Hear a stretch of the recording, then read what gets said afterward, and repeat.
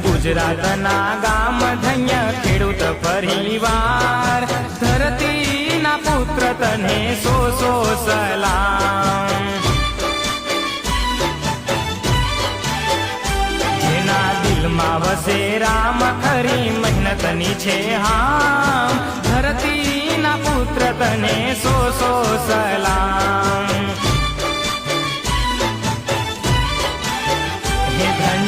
ગુજરાતના ગામ ધન્ય ખેડૂત પરિવાર, ધરતીના પુત્ર તને સો સો સલામ.